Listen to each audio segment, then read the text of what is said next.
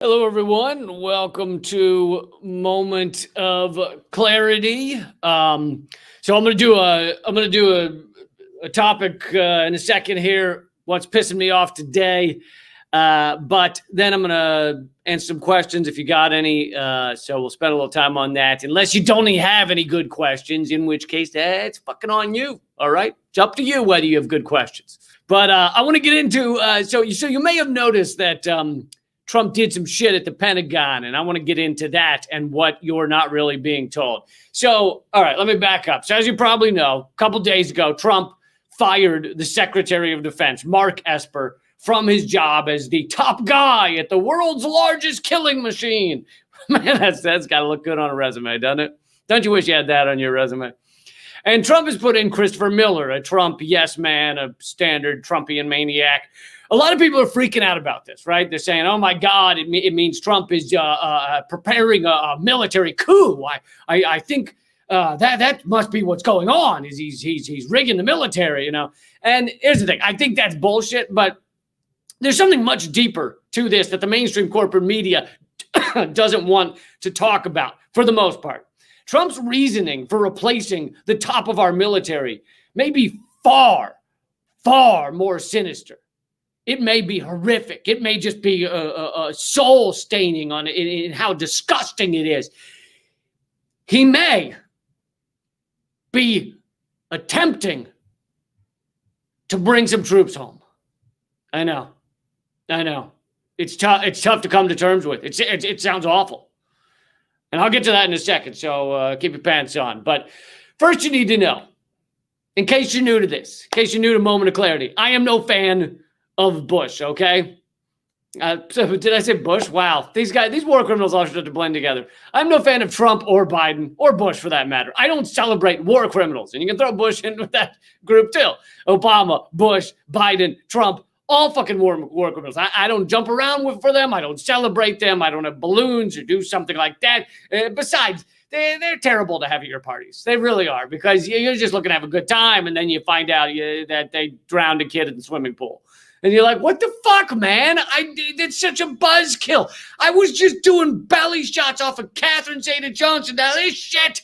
And they're like, what? I thought it was a party. You got to kill a couple kids. Anyway, I'm just kidding. I don't have a pool. They do it in the bathtub. Anyway, that being said, yes, Trump is a parasite, and now he's behaving like a parasite. Getting him out of the White House has become like trying to remove a tick that is really burrowed in there. First, you try to yank it out, then you try to burn it off, then you dunk it in alcohol, and then you read online, someone says that you have to urinate on it, so maybe you'll try that.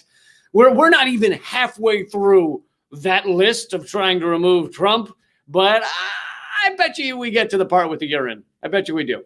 But that being said, let's get to what Trump might be doing at the Pentagon. Now, here's a quote from, like I said, mainstream media almost not covering this, but here's one fairly mainstream media article from Vox, which is not generally a source you should trust, but at times they get something right. So let's assume they actually have some sourcing for this. You know, every once in a while they get something right. It's like a blind squirrel sometimes successfully scratches its own ass. The article at Vox is titled, "Why Trump is Suddenly Replacing Pentagon Officials with Loyalists." And the author says, and here's a quote, "Some worry that a sinister plot is afoot, but experts I spoke to doubt those explanations and suspect that really what's going on is that Trump finally had an opening to clean house at the Pentagon with the election now over, and that he's putting in people more amenable to his wishes in order to finally accomplish some of the policies the Esper-led Pentagon had pushed back on." So then the question becomes, well, what? What is it? What are the Trump policies that our beloved war machine has been pushing back against? What is it that Trump wants to do? Is it turn Iran into an impact crater? Is it to nuclear bomb hurricanes, as he once proposed? Is it to drone bomb the 30 women who have accused him of assault? He's apparently terrified of sharks, so maybe his plan is to start sending Black Hawk helicopters after every shark in the ocean. Who knows? Who knows? What are the crazy plans that Trump wants to achieve in the last 2 months here of his presidency? Well, here's the end of the quote from the Vox article. finally accomplished some of the policies that the Esper-led Pentagon had pushed back on, such as withdrawing all remaining U.S. troops from Afghanistan before Christmas. That's right. Trump is trying to bring U.S. troops home, and the military-industrial complex won't let him. They won't let him bringing troops home would be horrifying to them. We've only been at war in Afghanistan for a mere 18, 19 years. You got to give it a chance, right? You don't want to leave too early. You don't know. We want to find out what you're capable of. What can you really achieve? And to answer the question, I said Vox, not Fox.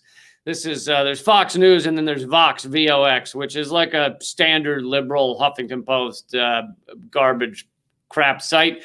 But like I said, occasionally they have some sourcing that is legitimate, and I think at this point in this article they probably have it right. So back to what I was saying, he's trying to bring some troops home, and you might remember that almost every time Trump has brought back troops from around the world or threatened to bring back troops, some crazy story suddenly comes out that makes bringing troops home more difficult or impossible. When he said when he told the Pentagon to bring all the troops out of Syria, which isn't even that many troops, but he told them that. Do you remember what happened? Suddenly there was a chemical weapons attack, and then leaked OPCW reports have shown that it wasn't real. It didn't happen. Later, when he said he was bringing troops home from Syria, our corporate media and the military said, but then Assad will get all the oil. And meaning Assad would get his own country's oil. Oh, the horror. So Trump said, oh, okay, leave them there to keep all the oil. Remember, he did interviews. He said, we're getting all the oil. We're keeping all the oil. Then he kept trying to bring troops out of Syria, and our corporate media next ran around with their hair on fire saying, the Kurds, we're leaving the Kurds to die. As if they give a shit about the Kurds. Our media, our deep state, our State Department, they don't care about Kurds. Syria wouldn't have become collapsed to begin with if it weren't for us. You think we care about a few Kurds? We are not a force for peace. Is it starting to get through to you? Peace does not follow in our wake. Saying America is there to keep the peace is like saying, I brought Bill Cosby here to protect the women. Here's Martin Shkreli. I had him show up to make sure everyone gets quality health care. It's totally fucking bananas. Then, most recently, Trump said he was bringing home troops from Germany and Afghanistan. Do you recall what story popped up out of nowhere the moment he said that? Oh, Russia is paying the Taliban bounties to kill U.S. troops. Remember that one? What happened to that story, right? Seems like it was just here. Where'd it go? Oh, it became clear there was no evidence for it. It was just an anonymous source at the Pentagon or the State Department, and their job is to lie to the American people when they feel they need to. So why put out that garbage story right then? Because it stopped Trump from bringing troops home from Germany and Afghanistan. They were like, we need the troops there to fight Russia via the Taliban. We need the troops in Germany because that's the front line of defense against Russia. And they've been playing the Taliban. They've been playing that fiddle for a long time, the Taliban via Russia. And look, the corporate sewage media, and in that I, of course, include Fox News, MSNBC, CNN. They loved that story when it came out, right? They got to use it to hate Russia, hate the Taliban, show that Trump doesn't know what the fuck he's doing, say that Trump doesn't care about the troops, to say that Trump and Putin give each other handies under the table at the summit in Helsinki, which they probably did, but it's unrelated. And so they ran wild with this completely fake story for days. One of them, I can't remember which one on MSNBC because, clowns look alike, right? They got face paint on. They all blend together. One of them, I remember specifically showing images of soldiers on the screen, like they're like a headshot photo. These are the soldiers that were killed by the Russian bounties. But there was fucking no evidence of any of it. You know what? I'm going to show the images of soldiers killed by MSNBC's garbage coverage. I'll just put them up on the screen, and here they are. Here are their headshots of the soldiers who MSNBC's killed. Oh, look at this poor lieutenant here. He had 42 children at home that are fatherless now, and he had 3 wives and 6 mistresses, and they're all lost their husband, Mr. father person, brother, and all of them are orphans, and he loved his country. I hope you care about this, Joy Reid. Point being, the likelihood is that Trump is trying to bring troops home. And like I said, I don't fucking defend Trump. But in this case, the likelihood is that he's trying to bring troops home, and the military-industrial complex and the deep state won't let him. And like I've said before, Trump is no peace-loving hippie, all right? I guarantee he doesn't wear patchouli oil and dance in drum circles. Although he probably does grow out his armpit hair. He grows it out, and then he does the weird comb-over thing that he does with his head hair. He combs it. It's like in a loop. He takes the armpit hair, combs it into a loop, folds it back on itself, and then sprays that into place. So that it covers everything. But so he's no hippie. He's no peacenik. But he's dropped more bombs per hour during his presidency than anyone before him. Obama's military averaged around 30,000 per year, and Trump is more like 40,000 per year, meaning the Pentagon under him.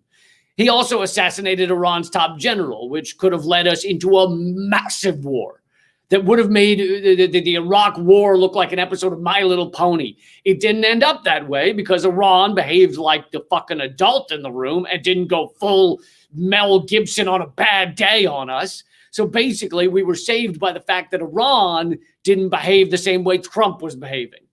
Point being, Trump, no peacenik. But in this case, he's likely trying to bring home some troops, probably because he wants to run in 2024. So he wants to say he lived up to that campaign promise. And the machinery of our government can't dare allow him to do that. Their job is to defend power at all costs. Their job is to defend U.S. hegemony at all costs. Doing so also defends profit at all costs. They don't give a fuck about the troops. They don't give a fuck about the people we kill overseas. And that's why we're never leaving Afghanistan. We may claim peace and we may sign some fucking deal, but we're not leaving. We're not leaving. Same with Iraq. We claim to be done with it, but we keep one foot there just in case we need to whoop some ass to claim our territory. I mean, how insane is it that the U.S. president has to try desperately to trick the Pentagon into bringing troops home? He has to fire people and put in new idiots that'll actually do it. Like it has to be a secret to bring troops home. Shh, don't tell anyone. But I'm going to sneak some soldiers back home. Don't let anyone know. We might not have as many trained killers in Afghanistan ready to go at any minute. It's a secret. And secondly, how insane is it that one of the most craven, soulless, sociopathic pieces of shit who has ever been a president is the one that wants to bring the troops home and can't? What does that tell you about our system? That shows how fucked up this whole thing is. Anyway, that's your moment of clarity. But I'm going to answer some questions now. But if you think it's important, please share this video, share the feed. I'm going to answer some questions if there's a good ones in the chat. By the way, I'm doing a live stream at 8 p.m. Sunday with Eleanor Goldfield. We'll be taking your questions, answering your topics, and it's only at youtube.com/moment of clarity. I noticed Ben here is saying there's 6 U.S. bases, military bases in England alone, which doesn't surprise me at all. In fact, for those of you wondering, the U.S. has roughly 800 to 900. It's tough to tell with all the black sites, but 800, 900 military bases around the world outside of the U.S. Now, you might think to yourself, well, okay, well, that's what powerful countries do. They have military bases elsewhere around the world. Do you know the next country with the most military bases outside of its own borders? The next country is Russia, I believe, with roughly 10. 10. And most of those are in the former Soviet Union. 10. We have like 900, 800, 900. The China apparently has 1 to 2, I believe. It may have gone up to 2. I know that it's at least, I know it's 1. And when a few years ago, when China developed their first base, I can't remember which country it's in, but developed their first base outside of China, we lost our fucking minds. Our mainstream media was just like, it's all they're taking over. They own the world now. They have a base outside of the fucking borders. And we're like, we only have 800. What are we going to do? So, in case you were wondering about the number of bases, let's see. Someone's asking me if I share someone's view of the empire's imminent collapse. I don't know the theory you're referencing, or the person you're referencing, but do I see America's empire imminent collapse? Yes, largely because I see late stage capitalism as an imminent collapse. We are kind of America's the most progressed along the capitalism ladder. You extract all the resources, you create massive inequality, and you create a completely unsustainable system, both around the world and in the country. So we are stretching this to the brink. And now, of course, you have there's always that precipitating thing, that match that lights the embers, that was all laid out, the kindling. We have laid out a lot of fucking kindling, and there's that match that lights it. And the match could be the pandemic, it could be a lot of things, but I think capitalism it has a gravity going towards an end conclusion, and the end conclusion is a few corporations, Google, Amazon, couple others, Apple, that basically own everything. Few weapons contractors basically own everything. They have all the power, all the money, and things can't sustain like that. People can't live, people can't get by, and then you have the environmental destruction. At no point do they give a shit about how they're destroying the world. Obviously, we're seeing the end stages of that with the whole states are on fire. The areas are on fire. Every year they go, these are historic fires. This is we look in the history books. This is the worst fire that's ever been. And if you're not an idiot, you go, didn't you say that last year? And the year before? How many years in a row is it going to be historic fires? It's never been like this before. Before we start to realize what the fuck is going down. Let's see. Any more questions? Someone asked me to do stand-up comedy again. I'd love to, but as you know, that's kind of impossible right now. Let's see. Those are not questions.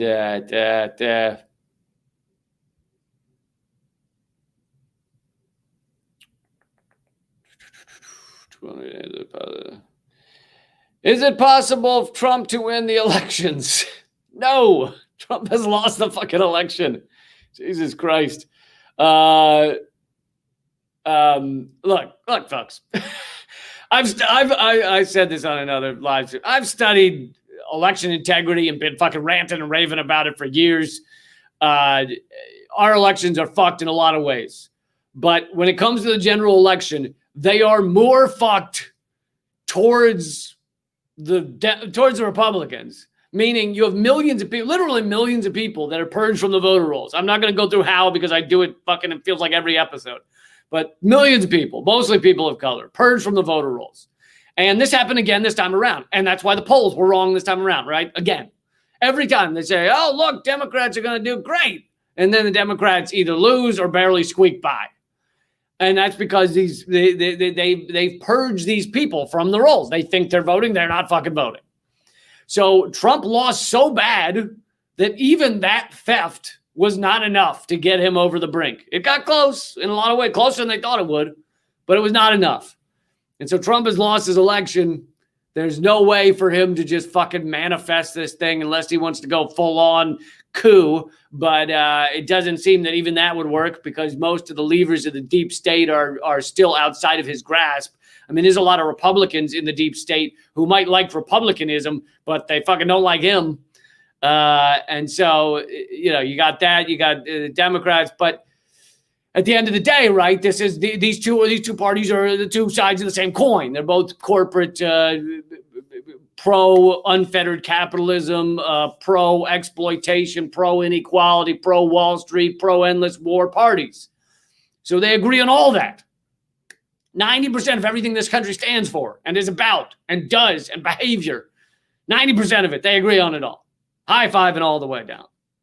And so really all they're really upset about with Trump is not that he's some kind of Hitler, as you can see when he's trying to bring some troops home and they're fucking furious. Really what's going on with Trump is that he is not a good, he doesn't keep the exploitation machinery stable. Now, that part of him, I don't mind. I don't mind if the machinery is not stable because obviously a lot of it is used to, as I called it, exploitation machinery. A lot of it is used to exploit and harm people.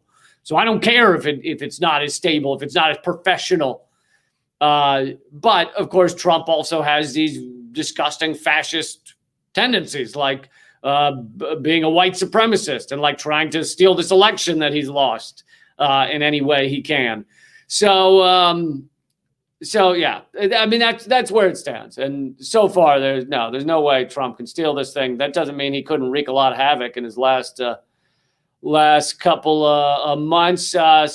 Sanchez Mind and Music Channel is asking, why didn't Trump release all of the JFK files, which I talked about this before last week.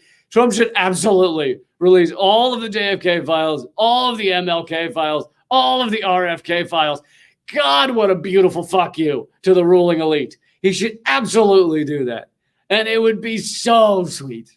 It would be so sweet. But it doesn't seem that he's going to do that. I don't know what's, people ask why he hasn't. I know he started to, do you remember at the beginning of his presidency, he started to release some JFK files, and I think he did get them to release some of them, but they still covered up other parts of it.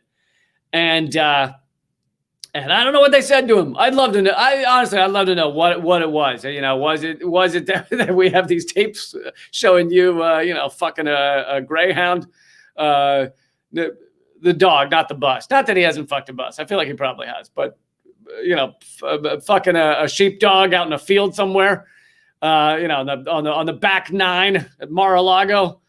I don't know what it is that they must have told him to stop him from revealing the JFK files so far, but that'd be amazing. Mark House is asking why he doesn't reveal UFO footage. First of all, I don't actually think. I think there's a lot about this fucking world and globe and life and the universe that we don't know. I don't think aliens are here, at least not ones that we're capable of observing or interacting with. But in terms of UFO footage, the Pentagon has released some UFO footage. Now, keep in mind, UFO just stands for unidentified flying object. So that doesn't mean it has to be a intelligent life form. It could be something we just really don't fucking understand. Believe it or not, there are things we don't understand. And so they released this footage. You can go watch it right now if you want. Pentagon UFO footage. And it's like a 5-10 minute video of fighter jet pilots. I think there's more than one of them. And he sees a little blurry thing on his radar that seems to be going faster than them, seems to go behind them and then in front of them and go up and down. And they can't seem to figure out what the fuck it is. All they know is that it's faster than our fastest jets. And they don't understand it. My guess is that before he took that video, the pilot, and they've had multiple videos, so maybe multiple pilots have done this. The pilot sneezed on the windshield. And so there was like snot dripping down. And then he was like, it's faster than us, because it looks like it's in front of it. And then as it moves down the window, he goes, it's going down. And then maybe they dip down in the plane and the snot goes up a little. And he's like, it's moving up. So I'm guessing my money's on snot. I don't know what your money is. My money's on snot. Yes, release Julian Assange. By the way, I'll spend a few more minutes hanging out and chat with you guys. But please do hit subscribe on youtube.com/moment of clarity. Many of you are subscribed to other channels. Those, unfortunately, are incredibly suppressed. So I've created the new one, youtube.com/moment of clarity. So far, that one seems to be less suppressed. So please join that. Hit subscribe, hit the bell icon. Do I think, let's see, Yanni's asking, do I think we're going to get a worse Trump after Biden? So that's certainly a possibility. I mean, here's the thing is like I said, the late stage capitalism is heading towards another collapse. You know, how are they going to prop it up? Are they just going to keep printing trillions of dollars? How long can that game go on? So there's the horrible president leader.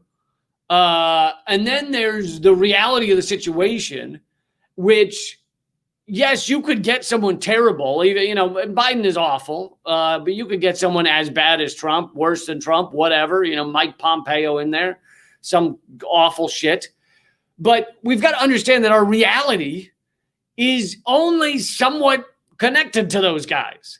I mean, those guys have a lot of power, but they're not. A lot of what's going on right now, like the collapsing of our environment and, you know, the fucking endless fires around the country and the hurricanes and the fact that, you know, people can't get by. It's like it may be made a little worse. You know, Trump gave tax cuts to the corporate rulers, but he made it a little worse. But he didn't create all that shit, right?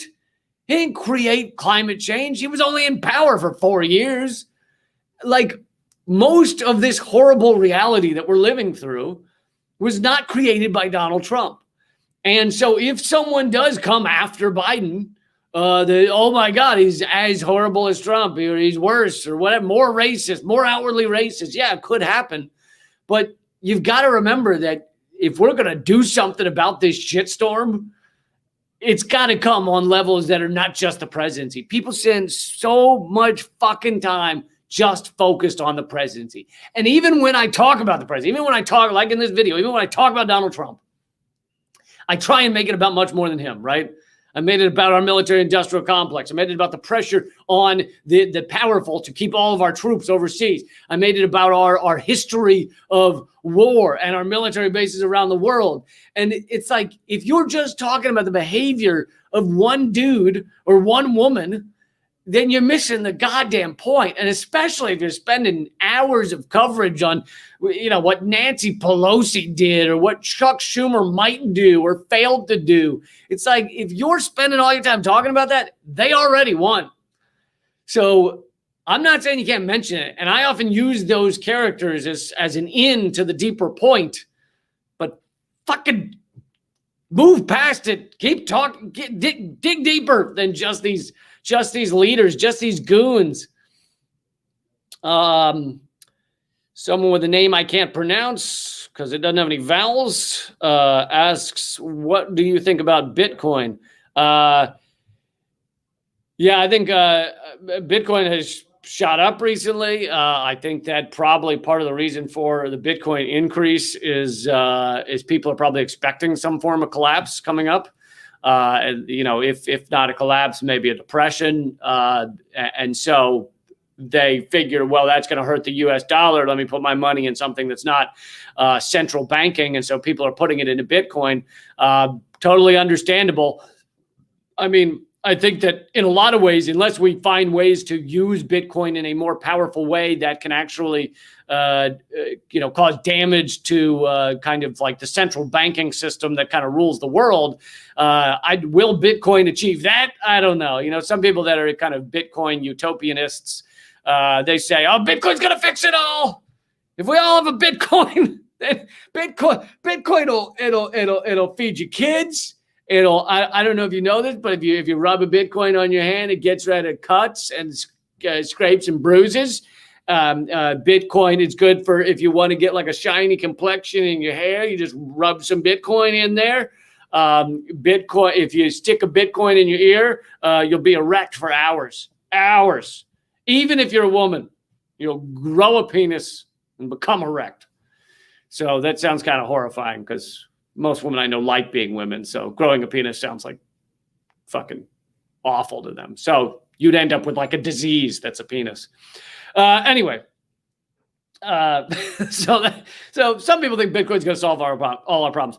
I do not believe that. I think that Bitcoin could become more powerful if it really starts to hurt central banking. But, nations have a lot of power in terms of whether they allow us to use Bitcoin, especially now that they're cracking down on the internet. They control the internet in a way they never have before. So if they wanted to stop everyone from using Bitcoin, they could probably achieve it or get within some realm of achieving it, so they can't stop it all, but they stop most of it. It's like in that way. I do fear, and maybe you could have Bitcoin experts argue with me and say this isn't true, but I do fear it could be like Napster where, it's going great. And one day they're like, okay, we're turning it off, click. That doesn't mean the Bitcoins go away. They're still there, and they're still, obviously there'll be places around the world you could still use them or transfer them. So I'm not saying you'd lose all your money instantly, but I'm saying if they did that, Bitcoin would become worth a lot less because a lot fewer people would be capable of using it. So the question is, can we get across that hurdle? But yeah, in general, it's good to have some sort of finance that's outside of central banking that isn't just America printing all the goddamn money that we ever want and just going nuts with it, because that's what it is. We print as much as we want, and when I say print, we don't even print most of it. Something like 98% of all money, and it's going to go up now because in the pandemic, no one's using cash. 98% of all money is never printed, meaning it is literally just an idea in a computer. Like, imagine that. Imagine the fucking billions of dollars that the Koch brothers have. One of them's dead, but I still call them the Koch brothers. The billions of dollars the Koch brothers have. What are they, 100 billion or something? It's all just an idea. It's a fucking zeros and ones on a computer screen. None of it's printed. None of it's backed in anything other than the U.S. government saying, yep, that's $1 billion. But then again, in a lot of ways, so is Bitcoin. However, unlike the dollar, Bitcoin cannot just be printed forever. Bitcoin is supposed to be the opposite of dollars, where dollars suffer from inflation.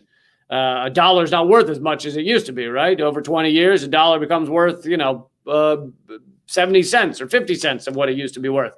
Bitcoin is supposed to be the opposite because there are fewer and fewer Bitcoins to be mined using the data mining. Well, not data mining, but basically mathematical equations that are done by computers. And so therefore it should keep going up. However, if countries stopped people from using it, I think it would go down. But Ben is hashtagging the Zeitgeist movement. People should look it up. Resource-based economy. Also, Peter Joseph, who created the Zeitgeist movement, as a new movie. You can watch it. You can stream it online right now. It's called Interreflections. In fact, I'll type it on here. It has a lot of the same. It has a lot of the same points from the Zeitgeist movement. So Interreflections, however, Interreflections is a scripted movie with actors. So it's if you're not into documentaries, you're not into watching just kind of dry documentary about what money means and everything, you should check out Interreflections. It's a good time, and share it with your friends. Silence is Violence is asking me to talk about overpopulation. So overpopulation can be a thing. I don't deny. I mean, we definitely, if everyone lived the way Americans live, then apparently we'd need 5 Earths, although I think it's getting to be more than that. So there's 2 things here. Yes, overpopulation is a problem, but it's a problem right now because of the way the rich live, the rich in this world. And when I say the rich, I mean the rich countries. I don't mean the people that have millions of dollars. Yes, they are the rich, but most people in America, compared to third worlds, compared to, sub-Saharan Africa, is most of us are rich. If you're middle class, if you're lower middle class, if you're anything, if you have an apartment and a car in this country, in America or in England or so many countries, then you are living like the rich of the world. So that's what for right now. That's what I mean when I say the rich. If everyone lives the way we live, then the world would collapse even quicker than it is. It's collapsing anyway. Our environment's collapsing anyway. So really, step one is to change the way that so much of the world lives. I mean, the average amount of waste that is dumped out of like one family living in a McMansion in Tampa, Florida, is like the amount of waste coming out of 25 or 50 poor people in India. Like one McMansion, and I have a cousin who's got one of these fucking things with the fake pillars that don't hold anything up. You just want to look like a Greek god, so you put pillars on the front of the house and they just pumping AC. They have a fucking fake little movie theater in their house, and they're just pumping AC like like they live in Florida and they got the house at roughly 45 degrees Fahrenheit at all times. I mean, the amount, and it's incredible the amount of waste that is just pumped out of a single household, and they have 5 cars or whatever. And I'm not talking about my cousins anymore. I'm just talking about people that live in McMansions. And it's like, if you compare that amount, that carbon footprint, the fucking shit thrown away, the amount eaten, the amount bought up, the number of Amazon boxes arriving at the door, shipped across the country, made in Guam. Like, if you count all of that, then it's a poor person in India wouldn't put out that much waste their entire lives. Like, it's crazy. So really, that's the discussion first. First and foremost, that needs to be the discussion. Then you can also get beyond that discussion to an overpopulation issue. But the truth is, we live in a post-scarcity world. And if you watch Inner Reflections or Zeitgeist, you'll see what that means. We live in a world where no one needs to be hungry or homeless or lacking in clean water. Like, there are ways to do it, and we could have a zero carbon footprint, and we could have everyone taken care of. But instead, we live in this ridiculous market-based economy, profit over all else, destroy the world so that each of us can have a swimming pool. Like, it's fucking insane. And getting people outside of that mental cage where they think it's natural or something is really tough. Really tough to break people out of that. I mean, seriously, because I use this reference all the time, but it really is like one fish going up to another fish and saying, how's the water today? And the other fish goes, what's water? They just live in it, and they don't even know it's there. And if you try and talk to them about it, they can't even communicate with you because they can't understand that this isn't just how we should be living and how everything should go all the time. Todd Mill says scarcity is a myth, sustainability is not. Yes, I agree. I'm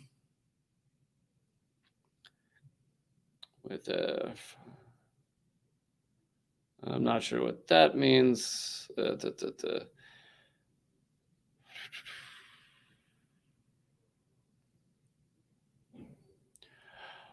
Okay, well, I'll wrap it up here in a second. I really do appreciate you guys hanging out with me. Please click subscribe. Maybe I'll answer one more question if I see one.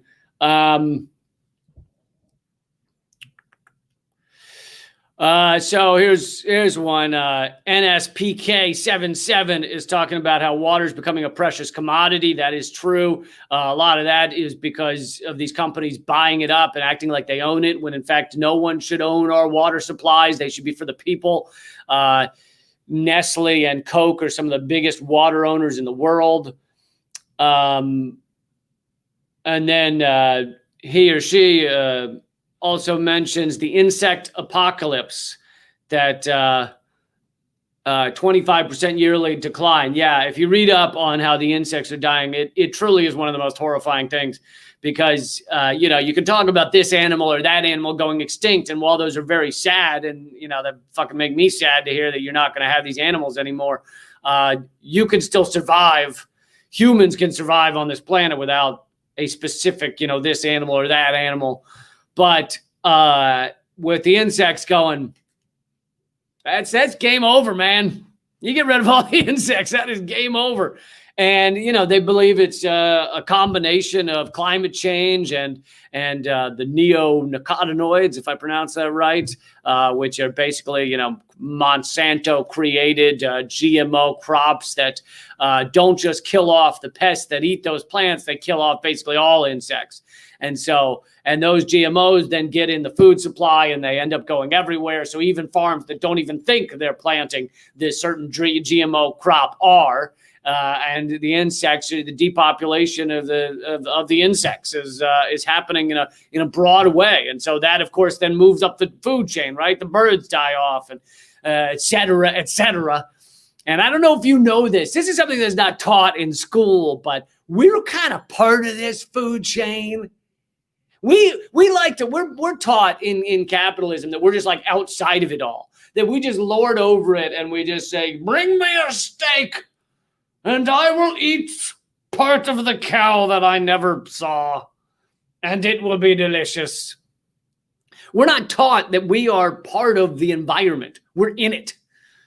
And if anything acts like it owns the environment and just eats it all and cuts it all down, it's unsurvivable. You will not last long.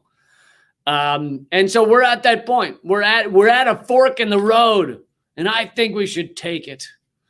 We're at a fork in the road, and honestly, right now is whether we all decide that we're standing up and fighting back and fighting for a sustainable future, or whether we sit here all day bickering about Joe Biden, because he's not going to help. Neither will Donald Trump. We know what Joe Biden's going to do. Joe Biden's going to rejoin the Paris Climate Accords and act like he's done all he needs to do for climate change. Meanwhile, giving massive subsidies to fossil fuels. The Paris Climate Accords has achieved essentially nothing. The countries that are still in it, we just pulled out, right? The countries that are still in it have not achieved their goals either. So that shows how much being in it matters, because there's no enforcement mechanism. This is why you had big banks and big oil and everything cheering the Paris Climate Agreement. And some people like to go, well, it showed cooperation. It showed that we could all work together in a bunch of different countries and we could all help deal with climate change. So we're friends now. Yeah, it showed we could all come together and do shit diddly. It showed we could all come together and create a document that was meaningless. That's what it showed. Congratulations. To me, it's just a giant fucking scam. I mean, honestly, if that's the best we can do on dealing with our environment is a fake document with no enforcement mechanisms, then we're fucked. It's over. So Biden's going to make a big deal out of it, I'm sure. He'll fucking have a ceremony and he'll jump up and down and all the mainstream media will tell you, look at the wonderful Joe Biden did for the environments. And it won't do shit. So we got to demand more than that. Also, guys, I am now on Rockfin, rockfin.com/Lee Camp. And Rockfin basically supports creators by, another cryptocurrency. And but you can watch a lot of it for free. There is premium stuff as well, but most of it's for free. And if you check out rockfin.com/Lee Camp, and the reason I didn't want to join another platform, I already got 15 going or whatever. But the reason I ultimately decided it was worth it is because they seem to care more about creators. They're not going to censor us like YouTube does. Creators get paid a small amount. Unlike YouTube, even without ads, YouTube was paying with people with ads, but even that they're trying to get around, right, by doing YouTube memberships so that you don't have to see the ads, which means the creators don't get paid. Now, luckily, I don't make my living from the YouTube ads, so I wasn't that worried about that, but I was worried for all my friends who are creators and fucking can't earn a living anymore. But anyway, so rockfin.com/Lee Camp.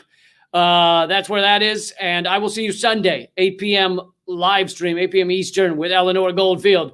And that is only at youtube.com/Moment of Clarity. Keep fighting.